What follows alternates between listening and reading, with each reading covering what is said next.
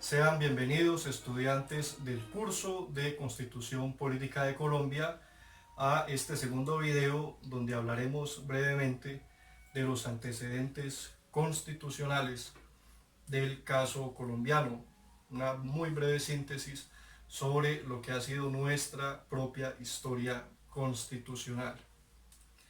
En primer lugar, hay que decir que nuestra historia comienza desde el proceso de independencia de 1810 en adelante hasta la actualidad. Pero realmente voy a referirme solo a una caracterización de aspectos relevantes de la historia constitucional colombiana. Luego entonces no me referiré a las cerca de 20 constituciones que se han establecido en nuestro país. Simplemente vamos a mencionar que a lo largo del siglo XIX hubo una pugna muy fuerte entre dos movimientos que eran los centralistas y los federalistas. Los centralistas habitualmente eran conservadores. Pretendían entregar la educación y las normas sobre moral a la Iglesia o subordinarlas a las normas morales de la Iglesia. Tenían la aspiración de replicar en Colombia la estructura social que tenía la corona española, un poco centrados en esa diferencia entre la élite criolla y los demás.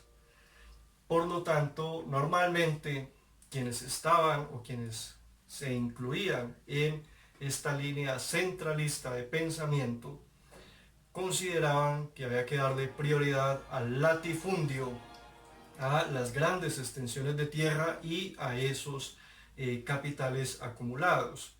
Normalmente entonces los centralistas consideraban, a ejemplo de lo que sucedía con la corona española, que debía haber solo un centro de poder, que en este caso era el de Santa Fe de Bogotá. Por otra parte, los federalistas normalmente eran liberales, de tendencia liberal. Consideraban que el modelo no debía ser para Colombia el español, sino el norteamericano, de tal manera que no existiera un único centro de poder político, sino que en Colombia se adoptaran, así como en Estados Unidos, una serie de estados dentro del estado colombiano. El estado del Cauca, por ejemplo, el estado de Quito en ese entonces, cuando aún no se había separado de nuestra nación colombiana, entre otros. Una serie de estados dentro del estado. También podemos decir que los federalistas eran amigos del libre cambio, eran partidarios del libre cambio, de los artesanos, del comercio, y de establecer entonces relaciones comerciales abiertas con otros estados distintos al nuestro, es decir, con naciones extranjeras. Por otra parte, los federalistas tenían conflictos profundos con la Iglesia y por ese motivo promovían, o llegaron a promover incluso en la Constitución de 1863, que se expropiaran los bienes que la Iglesia tenía, la que se llamó Ley de Manos Muertas, que eran amplias extensiones de tierra porque no estaban dedicadas a la productividad, al comercio, al movimiento de la economía, que eran los pilares de esta ideología o de esta tendencia constitucional federalista. También podemos mencionar que en materia de educación y de normas sociales, consideraban que era necesario separar la Iglesia del Estado y por lo tanto la Iglesia no tendría autoridad ni dominio sobre los contenidos de la enseñanza pública ni sobre las normas de moral social.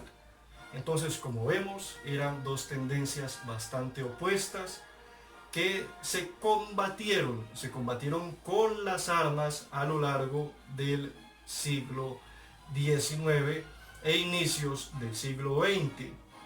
Incluso Ya a lo largo del siglo XX, las tendencias sucesivas, que ya no eran centralistas ni federalistas, sino liberales y conservadores, también tuvieron conflictos violentos, principalmente en la época del llamado periodo de la violencia, que surge para algunos a partir de los años 30 y para otros desde la muerte de Gaitán el Bogotazo de 1948.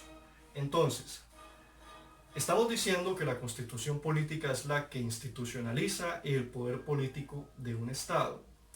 Esas diferencias entre federalistas y centralistas fueron las que se discutieron a las malas, con sangre, a lo largo de gran parte del siglo XIX y cierta parte también del siglo XX. Entonces, entre esas disputas transitó nuestra nación. Voy a destacar algunas constituciones para que ustedes la tengan allí como referencia. La de 1843 fue conservadora, constitución conservadora, centralista y autoritaria, preocupada por el orden público, la vigencia de la ley y el orden, al punto que estableció la pena de muerte. Ese es un ejemplo.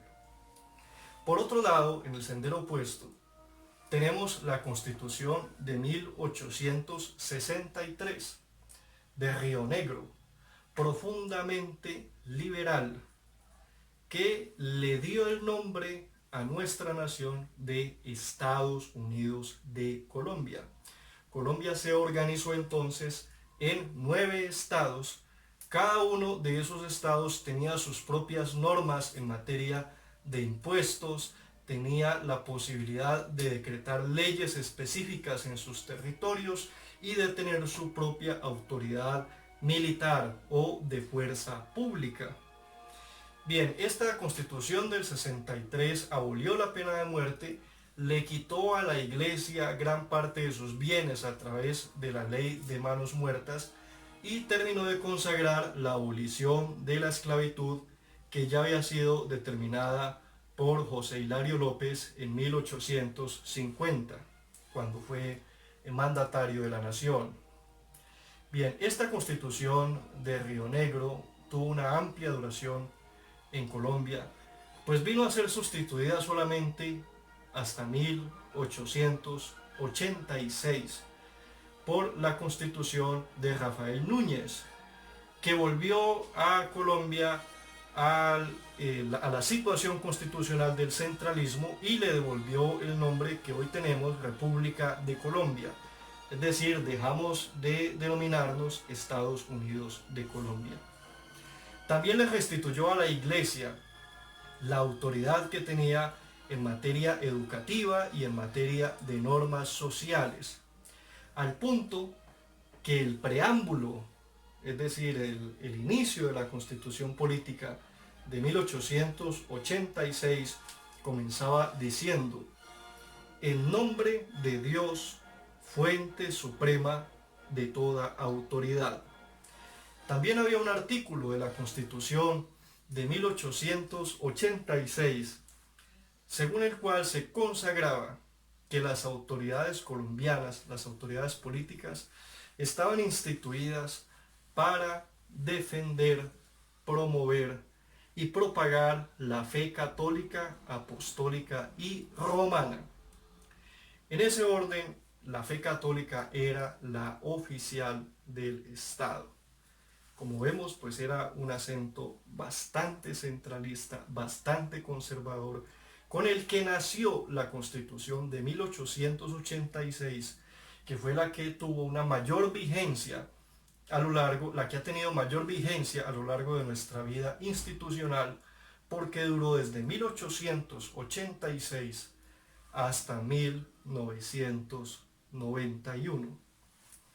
Ahora, la Constitución del 86 no se quedó así. Tuvo diversas reformas liberales. Vamos a mencionar algunas. La principal, la que normalmente se reseña como central en materia de reformas sociales, es la de 1936. porque esa reforma pretendió establecer la inclusión de los derechos agrarios en Colombia, derechos a favor del campesino, la reforma agraria, el acceso a la tierra para algunos que habían trabajado durante gran parte de su vida sobre un lote baldío y demás y no tenían la propiedad del mismo, no tenían el título, las escrituras, que es como se suele decir en el lenguaje popular.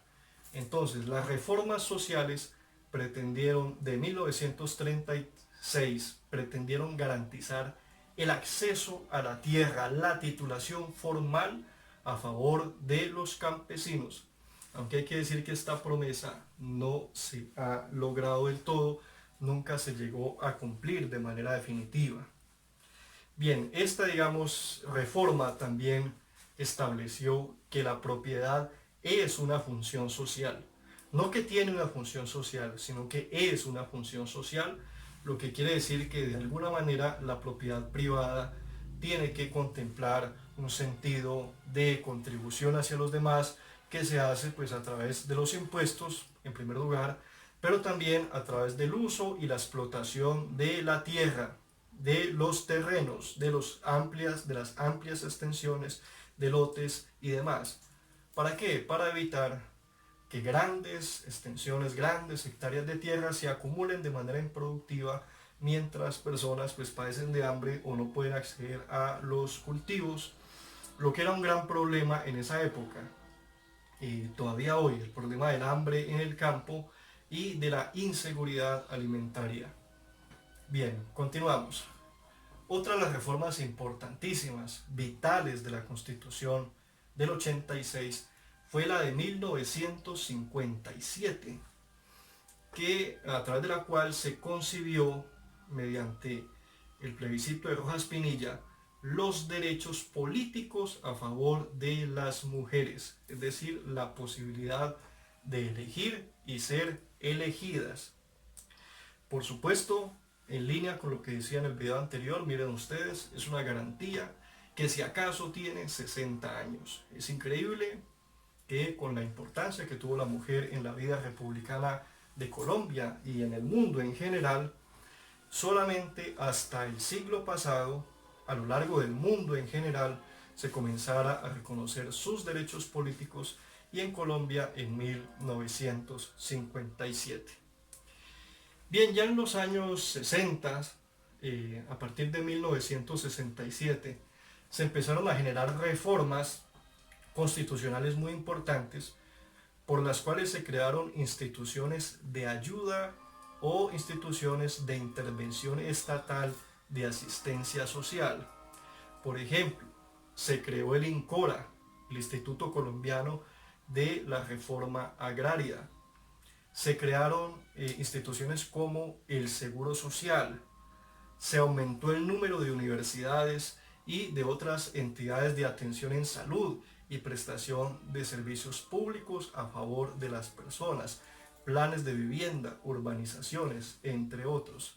De hecho, solo por alguna curiosidad, ustedes pueden consultar con sus mayores, abuelos, tíos, etc., cómo la mayoría de las urbanizaciones, de las viviendas en las actuales comunas urbanas en las que vivimos y habitamos, se empezaron a construir gracias a planes de financiación de vivienda que se iniciaron desde esos años, las décadas de los 70, de los 60, 70 y 80.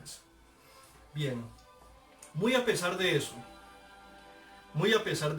la comunidad política colombiana sentía que la Constitución del 86 seguía siendo excluyente. ¿Por qué? Porque a partir del periodo de la violencia, para superarla, se estableció el Frente Nacional. Aquí hago una pregunta de consulta. ¿Qué es el Frente Nacional? Si ustedes lo tienen claro, una síntesis de lo que es el Frente Nacional en 2, 3 líneas, un párrafo básicamente. Bien, en el Frente Nacional entonces hubo una concentración del poder solamente entre dos partidos, liberal y conservador. Eso excluía la posibilidad de otras alternativas políticas. Surgió la disputa entre Gustavo Rojas Pinilla y Misael Pastrana en esas elecciones de mediados de la década de los 70 que generó tanta controversia. Además, Colombia tenía que superar escenarios tan difíciles como lo fue el narcotráfico y la violencia agobiante de los 80. El movimiento universitario también solicitaba su inclusión, los trabajadores, que se ampliara el catálogo de derechos y garantías constitucionales. Todas esas presiones, los procesos de paz que se hicieron con diferentes agrupaciones guerrilleras, condujeron a que la sociedad colombiana entrara en un ciclo en el cual se estableció que la Constitución del 86 ya no podía seguir existiendo. Era necesario promover un nuevo texto constitucional y por eso se promovió la Asamblea Nacional Constituyente de 1991 a través de figuras como la séptima papeleta.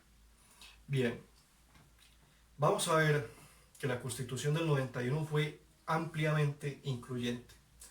Por primera vez hubo representantes de las comunidades indígenas, hubo 3 indígenas allí, hubo mujeres, hubo personas que habían sido desmovilizadas de grupos guerrilleros, principalmente del M-19, que tuvo el 23% de las curules.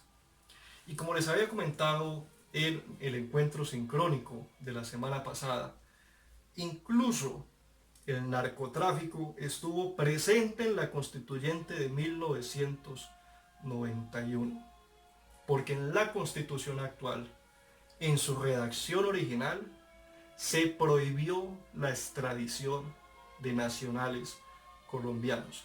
Como ustedes lo recuerdan, una de las grandes banderas de la época de Pablo Escobar, del cartel de Cali y de Medellín, en lo que coincidían todos, era el que preferían una tumba en Colombia que una cárcel en Estados Unidos.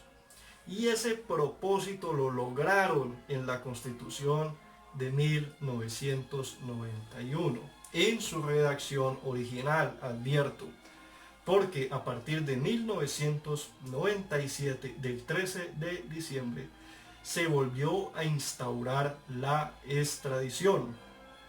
Se volvió a instaurar la extradición, pero solo vigente a partir de ese año. Quiere decir que entre el 4 de julio de 1991 y el 13 de diciembre de 1997 estuvo prohibida la extradición de nacionales colombianos. Bien, más allá de esto, que además es inevitable, como les decía, las constituciones dependen de la vida social y política y son expresión de la vida de las naciones. Indudablemente la Constitución de 1991 es un proceso que se caracterizó por su amplio pluralismo, por la diversidad, la inclusión.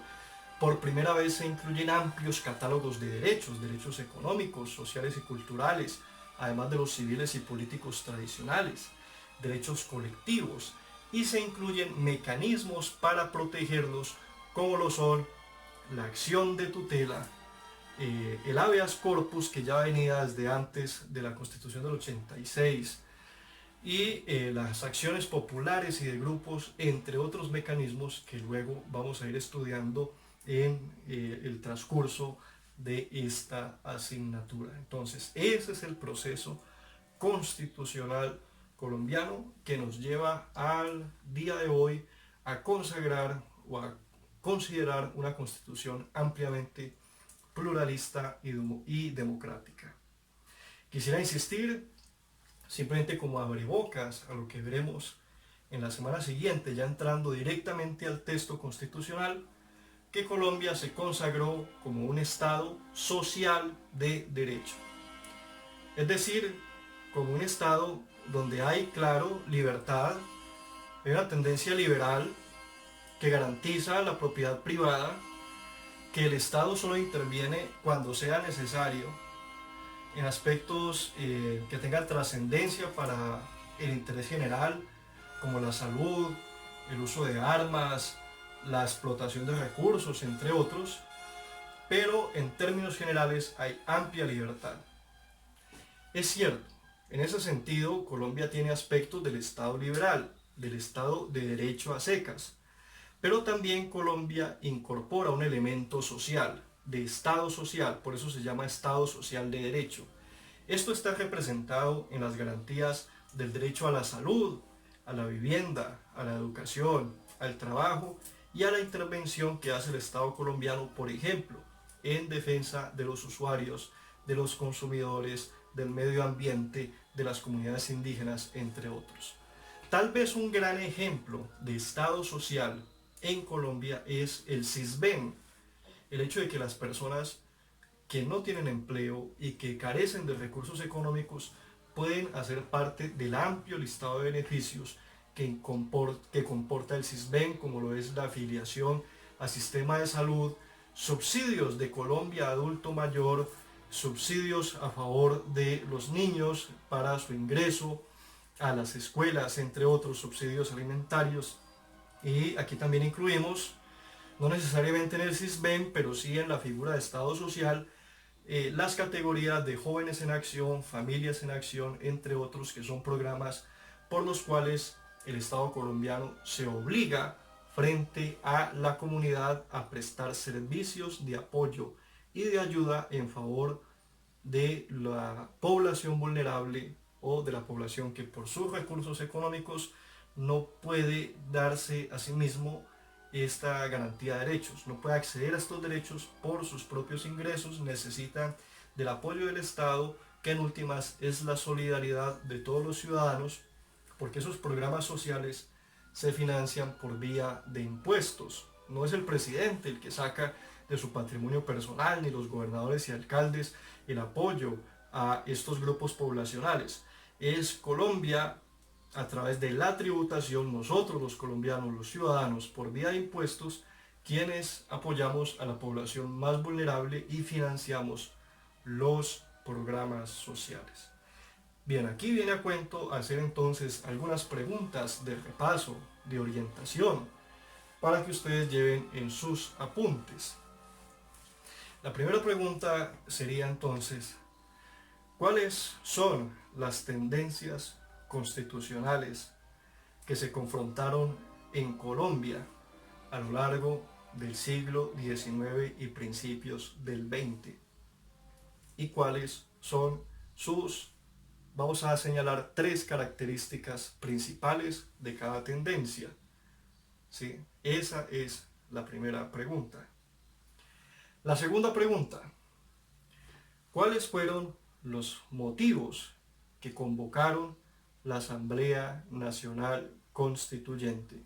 ¿Cuáles fueron los factores que condujeron a que esa asamblea se declarara? Vamos a mencionar al menos tres factores que ustedes consideren importantes y relevantes. Bien, y por último, una tercera pregunta que es, podríamos decir, ¿cuáles son los elementos que hacen que Colombia se pueda considerar un Estado social de derecho? ¿Por qué Colombia puede llamarse a sí mismo Estado social de derecho? Ahora, usted puede plantear también aquí, en esta pregunta tercera, si usted está de acuerdo con que se denomine así a Colombia, es decir, con que a Colombia se le denomine Estado social de derecho. Si usted considera que esas garantías sociales que están plasmadas en la Constitución se están cumpliendo o no, o si son suficientes o no para darle esa denominación al Estado colombiano. Bien, hasta aquí entonces damos por terminada esta sesión primero A. Proseguiremos en la semana siguiente con el resto del estudio del texto constitucional. Muchas gracias.